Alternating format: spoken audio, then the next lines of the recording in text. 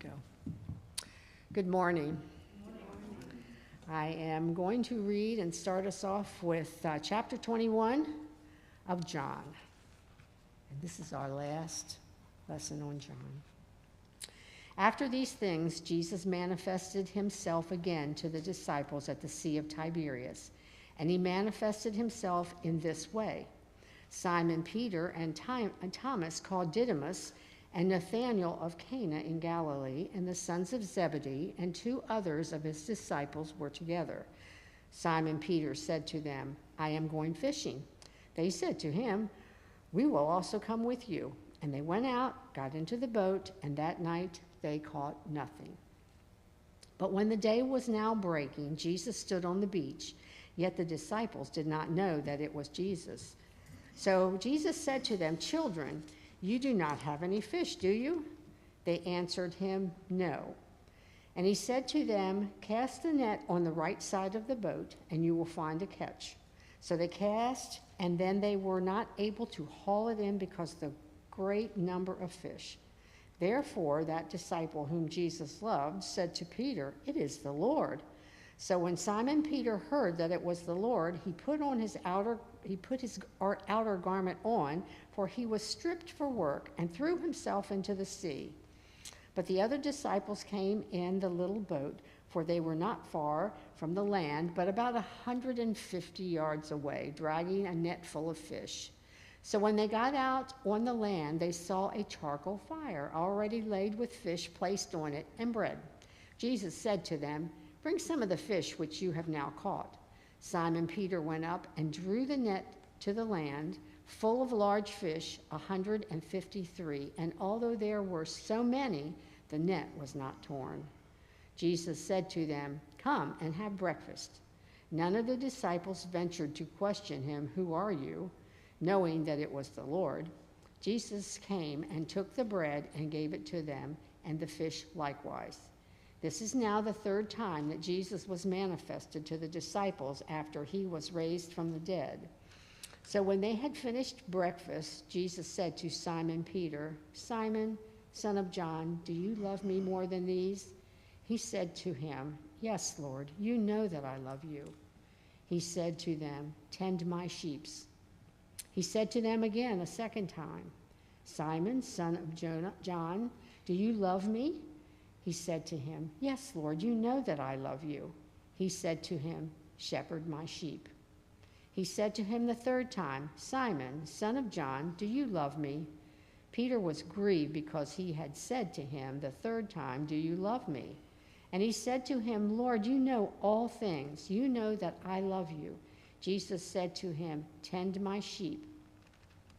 Truly, truly, I say to you, when you were younger, you used to gird yourself and walk wherever you wished.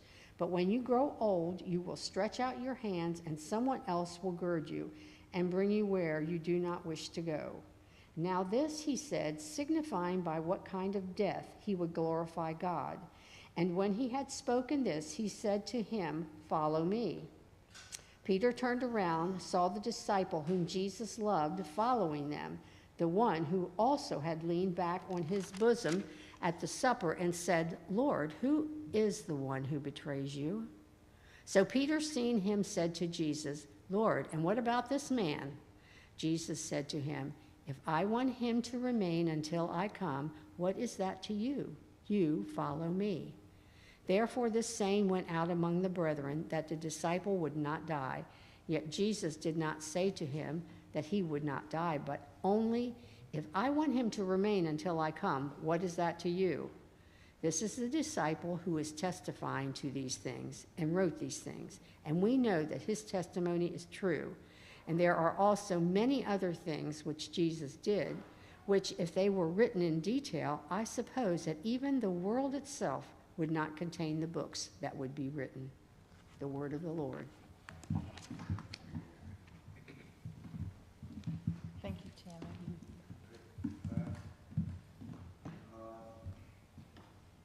We're recording on a disc, on a little floppy disk, but the live stream is down from YouTube. Okay. And I can attempt to reboot this computer and all, or you want to wait a minute or just keep going? Or what? A minute's okay, and then we'll just start whatever happens. Okay. Sorry, guys. Okay. C'est la vie? What does that mean? That's life. I'm going to burst into a song. That's life. Da, da, da, da, da, da.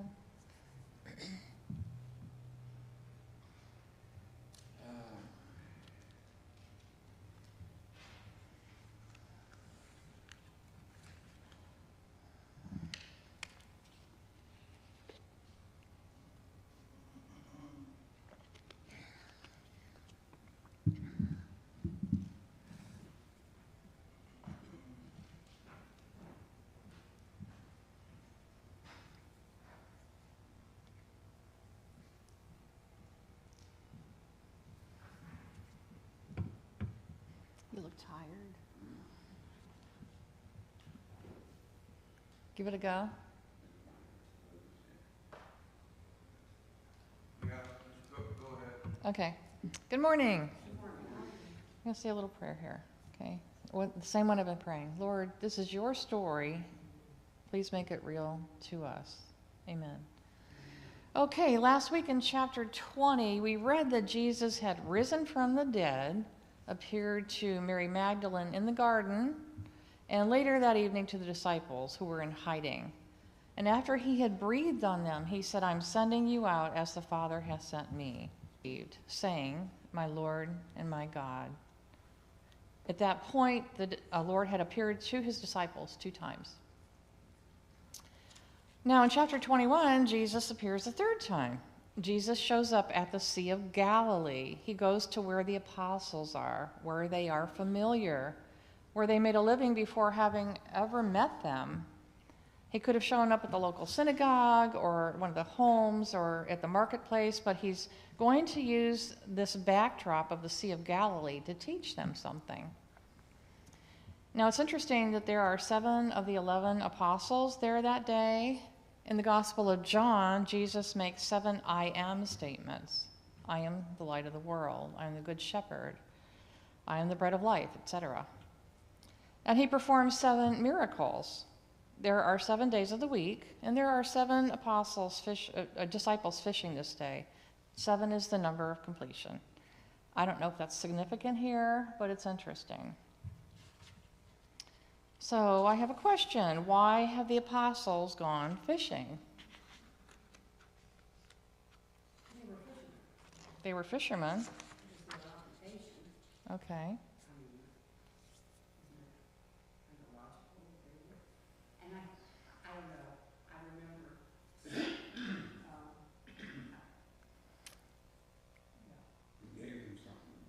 Gave them something to do. They didn't know what to do. They didn't know what to do. Have you ever gone back to something familiar after feeling like a failure? Oh, yeah? Yeah, you tried so hard, and yet you feel like you've blown it, like you were cut out to do the thing that you were doing? What I was going to say, now to answer your question, Yeah. I hear what Bob said. Yeah, I get it now. They didn't just go fishing because they were fishermen. No. They didn't. I take that answer all back. Okay, well, you erased that answer. That never happened. Okay. No, I didn't, and they were grieving. They were grieving, and they didn't know what to do. And so they turned to something That was familiar. familiar. Yes. They didn't have to think. Yes.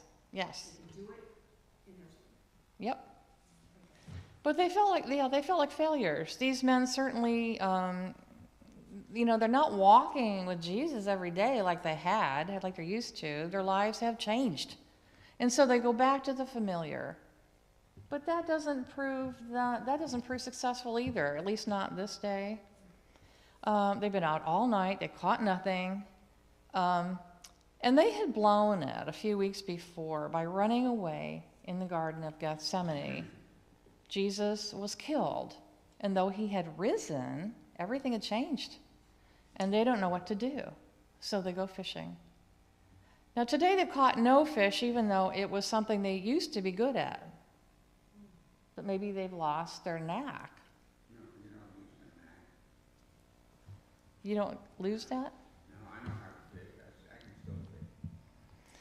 Why is it good that they didn't catch anything? Why is that good that they didn't catch anything? Because who did they focus their eyes in their mind? Focused it on Jesus, that man on the shore. Yeah. Was talking to them. Okay. Probably Mm-hmm. make sure the fish didn't get in the net. Well, it was good they didn't catch anything, because if they had been successful, they might have gone back to fishing forever. Yeah. Okay. Would you dare to believe that God allows you to fail so that he can maneuver you to the place that he really wants you to be? Yes. Okay. Abraham Lincoln failed many times. Thomas Edison, Albert Einstein, Walt Disney, Henry Ford, all were successful people who had failed over and over until they didn't. Okay? Edison said of himself, "I haven't failed 10,000 times. I've successfully discovered 10,000 ways it won't work." Yeah. And it doesn't matter how many times you fail. You just need that one success to find your groove. You just need one. Okay? This is just a yes or no question. Has God ever let you fail so that he could redirect your steps? Yes? Okay, I think Tammy has said yes. For me, for sure. Okay, has he ever let you fail so he could redirect your steps? Okay, almost 30 years ago, when Chuck was working for Food for the Poor, we had 2 kids in college, and I needed to go back to work. But I had been away from speech therapy for so long, I didn't remember much, and my license had lapsed. So in order to make money, I did a number of menial jobs that were dead end. I hated those jobs. The pay was poor, the bosses were awful, and I finally realized that God wasn't going to let me settle for something less than he wanted me to do. And I'd always wanted to be in English. It's a momentary detour, a step in our journey. It's part of our learning curve. Researchers say that you have to fail 16% of the time in order to succeed, which implies that failure is part of success. Okay? So what time of day does Jesus meet the disciples? Early in the morning. Yeah, early in the morning. He shows up in the morning after they're exhausted and after they're discouraged. And as he stands on the shore, he yells out to the men, "Men, have you caught anything?" Now, he knows they haven't, you know. That's why he's there. What had Peter been brooding about since Jesus' crucifixion? His denial of not the fear that he had, I think, when he was asked, "Aren't you one of his disciples?" And he denied it. Okay, 3 yes. times. He'd been brooding about that. Okay, ever since Jesus was crucified. And what time of... He was mad at himself. Yeah. Disappointed. And disappointed in himself. Okay, what time of day had Peter denied Jesus? No? Mm-mm. In the early morning, just before the cock crowed. Okay, the cock would crow at the break of day. Ruth, could you read Psalm 30, verse 5, the second half of it, please? Weeping may tarry for the night, but joy comes with the morning. Thank you. Weeping may endure for the night, but joy comes in the morning. Morning follows night. Light follows darkness. This is Peter's second chance, okay? He has seen Jesus 2 times while hiding in the upper room, but he's not hiding any longer. He's out in the open, on the sea. Yes, he did. Being out and about, Peter has made progress. He's not as afraid as he had been. Now, in the Gospels of Matthew and Luke, Jesus tells the disciples to go to Galilee and he will meet them there after he has risen. And so they've gone home, where they feel safe, up north in Galilee, far from Jerusalem, where they are less likely to be recognized by the authorities, okay? Now, I've heard it said that when you feel like you're drifting without direction, go home. Go home. Yeah. Just 3 years ago, Peter met Jesus for the first time on these very shores. Okay? Jesus had used Peter's boat so that he could teach the crowd on the shore. And after that teaching, Jesus told Peter, James, and John to cast their nets. And the haul of fish was so great it nearly sunk their boat. Okay? On that day, 3 years ago, Jesus said to them, "Follow me."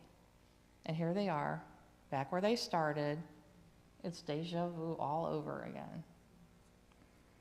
Once again, it's early morning. Jesus is on the shore about 150 yards from the boat. And knowing they have no fish, he calls out to them, "Friends, have you caught any fish?" And they reply, "No." He says, "Throw your nets to the right side of the boat and you'll find some."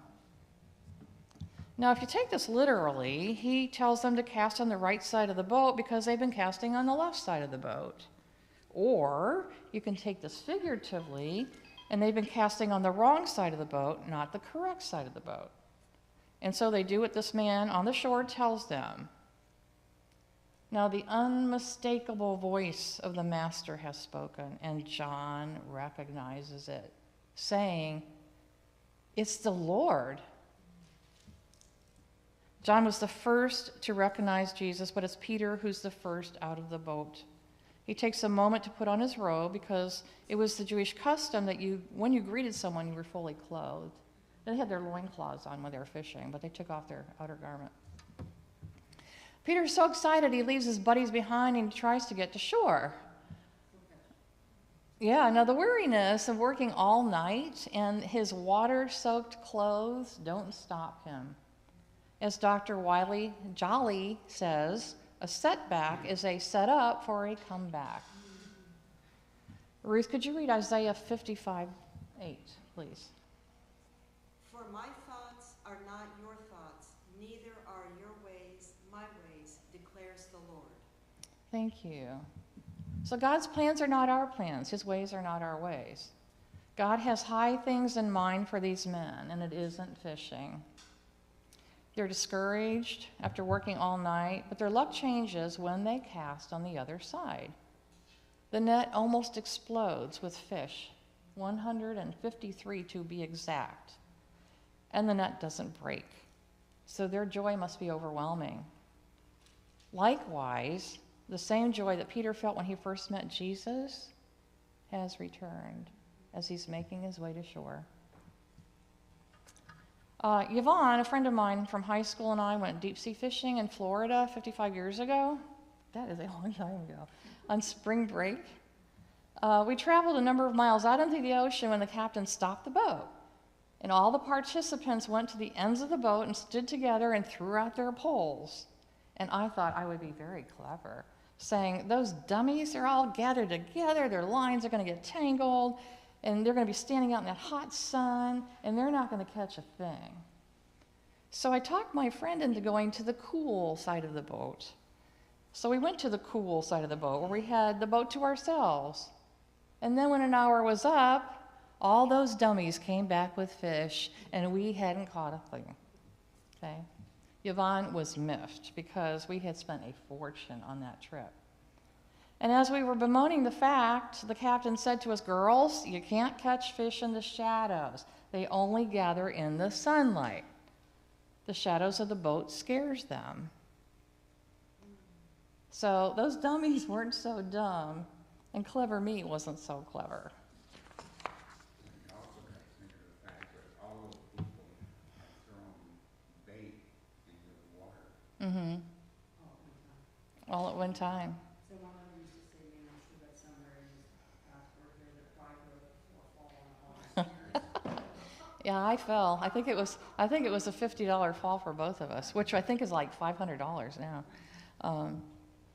Okay, so if it is true that fish school together in the sun, why were these apostles fishing at night?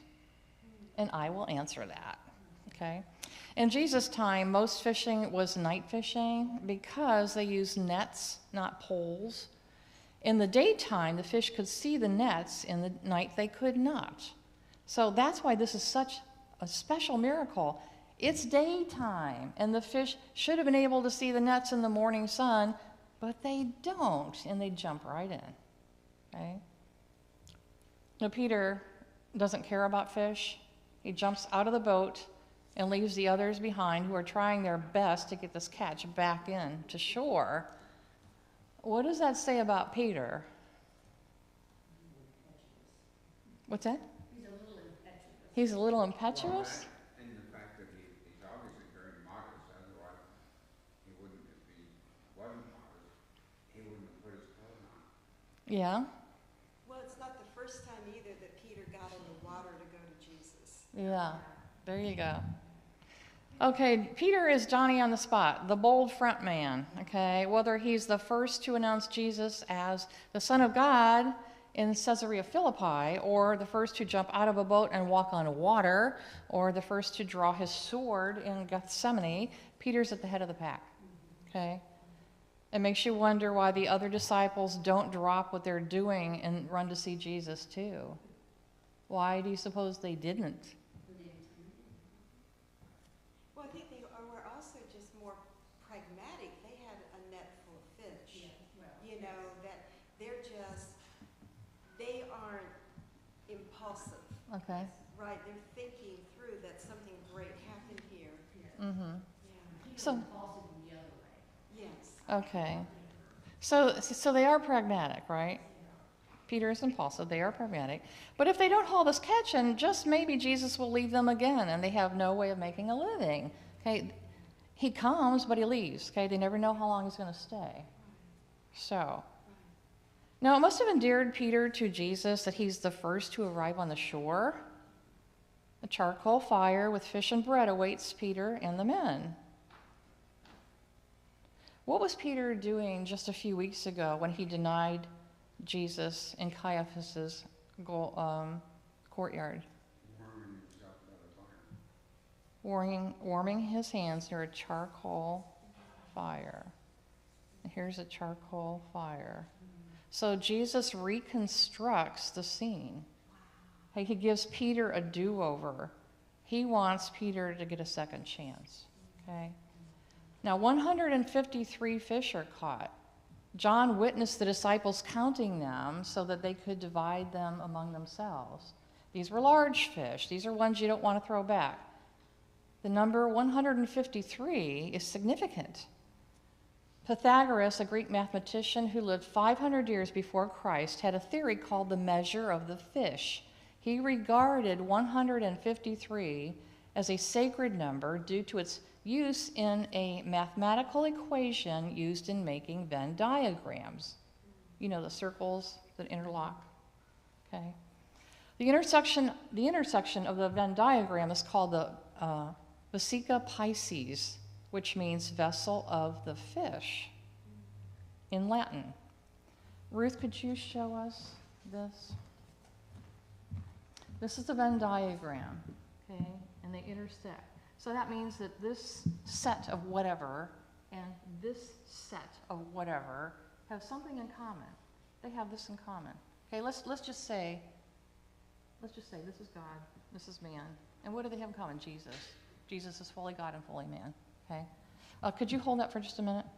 Okay, so the sign of the fish, the intersection of the two circles yields the shape of a fish. Could you turn it sideways now? This way, yeah. See the fish? In the middle? Oh, yes. Okay.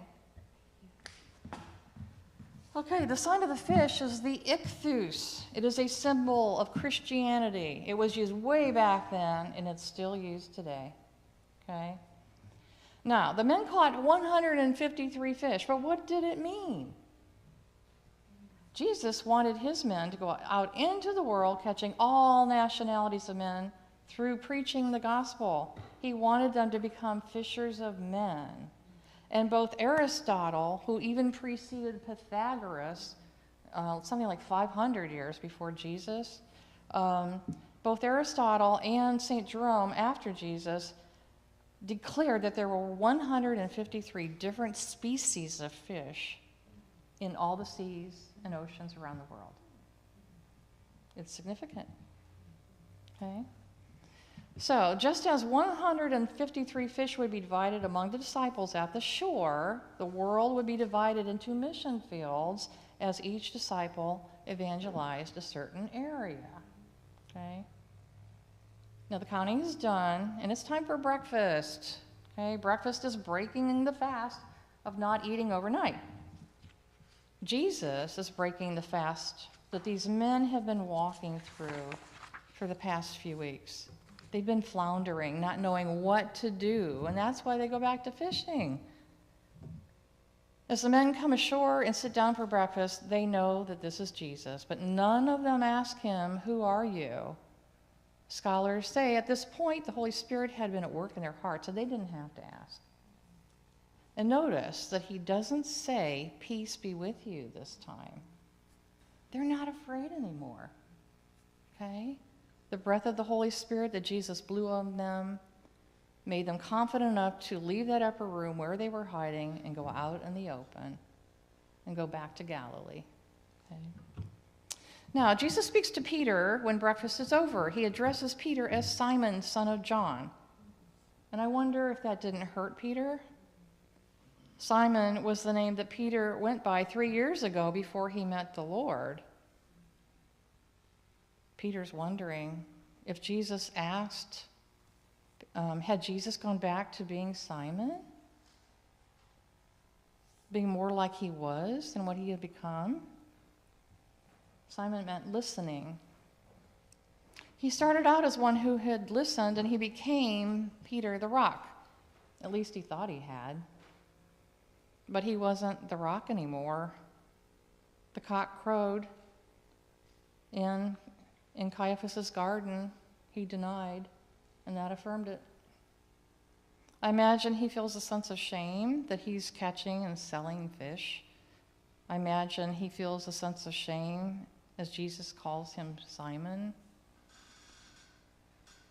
Now, Jesus doesn't bring up Peter's 3 denials. That was several weeks ago. That was then. This is now. And now is where Jesus meets him, in this moment on this shore where they first met. Jesus says, "Simon, son of John, do you love me more than these?" Now, Jesus doesn't qualify who the these are that he's referring to. So we can interpret this question in 3 ways. Jesus may have been asking, "Simon, do you love me more than all these other men love me?" After all, Peter was the one who promised that if all the others ran away, he would not. And he proved it by cutting off Malchus's ear and following Jesus to his trial. But in the end, he ran away just like the others. So Jesus may be saying, "Do you love me more than they love me? At least you followed me for a little bit." Or Jesus could be asking, "Simon, do you love me more than you love these fishing friends of yours? Do you love me more than these guys you hang out with?" Or he could have been asking, "Simon, do you love me more than this old lifestyle of yours? These fish and that boat and those nets and all the camaraderie that you find in this job?" It didn't really matter what Jesus was asking or what he meant, because Peter says, "Yes, Lord, I love you." And then Jesus says, "Feed my lambs." Now, the lambs are the little ones, under a year old. So he's saying, "Feed my children." And then Jesus asks a second time, "Simon, do you love me?" "Yes, Lord, I love you." "Then care for my sheep."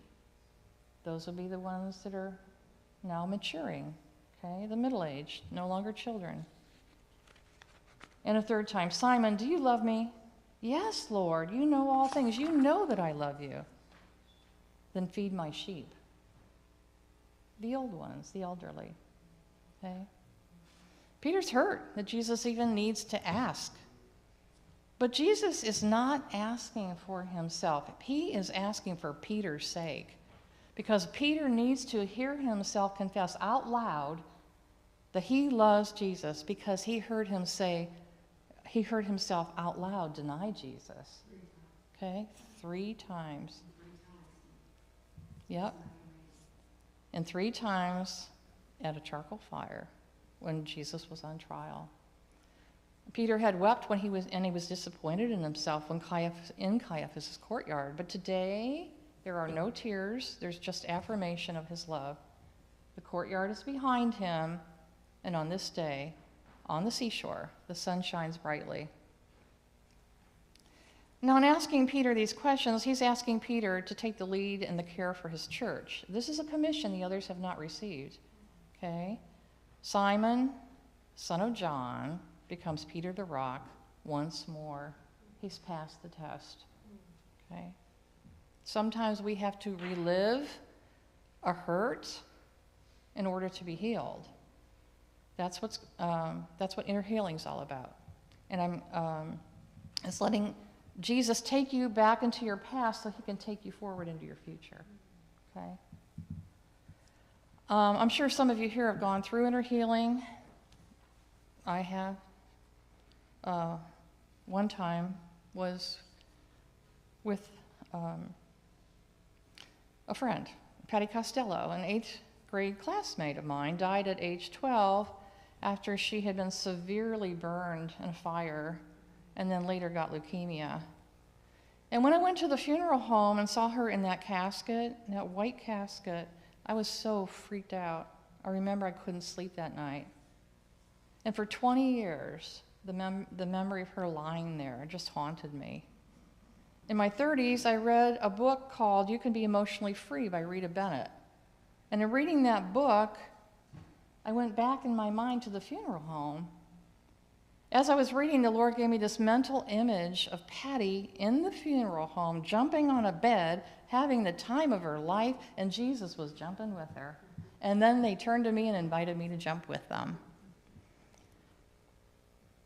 That picture totally healed me. I had been shaken by my friend's death for 20 years, but that one reading of that book set me free. So Peter's 3 affirmations counter his 3 denials, and Peter is set free while sitting around a charcoal fire. But with that freedom comes another commission. Peter's called to martyrdom. Jesus prophesies to Peter what is to become of him. What does it say in verse 18? Truly, truly, I say to you, when you were younger, you used to gird yourself and walk wherever you wished. But when you grow old, you will stretch out your hands, and someone else will gird you and bring you to where you do not wish to go. So Peter's freedom will be taken away, and he will be dragged away against his will. Now, after this prophecy, Jesus stands up and he just walks away. And he says to Peter, "Follow me." And Peter could have stayed seated at the fire, but he gets up and he follows Jesus even after this harsh word. This is Peter's Gethsemane. Okay? Peter knows what lies ahead, as Jesus knew what lay ahead for him. By Peter getting up and following Jesus, he is in essence saying, "Not my will, but your will." Now, sweet, sweet John, he just has been biting at the bullet to spend time with his Jesus, and he can't be left behind, so he gets up and he follows too. I don't think they ever invited him, but he follows too. And he overhears that he will not die as a martyr, like Peter will. Okay? Now, John says that he witnessed all of these things, and he testified to them that the whole world would know that Jesus is Lord. And in the end, all the apostles do go out into the world preaching the good news. And this was the ending of each apostle. Judas Iscariot hung himself after betraying Jesus. James the elder, son of Zebedee, was beheaded by a sword in Jerusalem. He was the first apostle martyred. Peter was crucified on a cross upside down in Rome during the persecution of Nero. Andrew died on a cross at Patras, a Greek colony.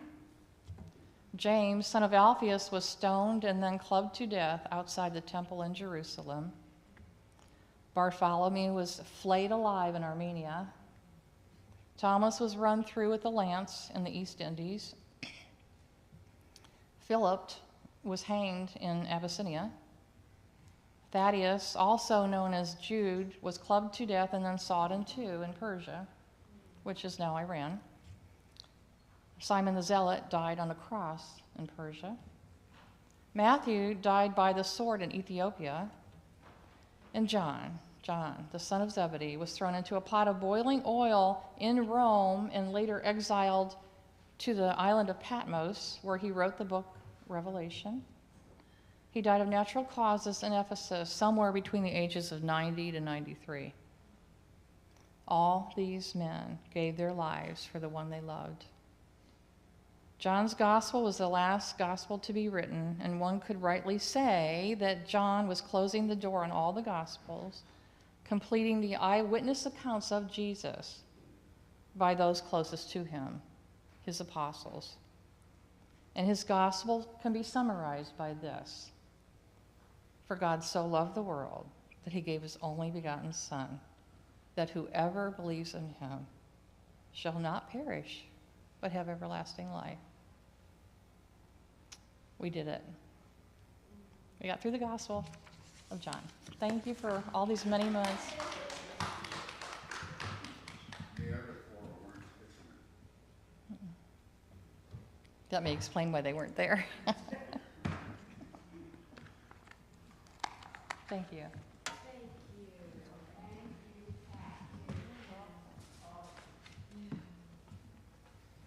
If you want to know about Venn diagrams, you can ask Father Crocker, because he's a theologian and a mathematician. I don't know about the ratios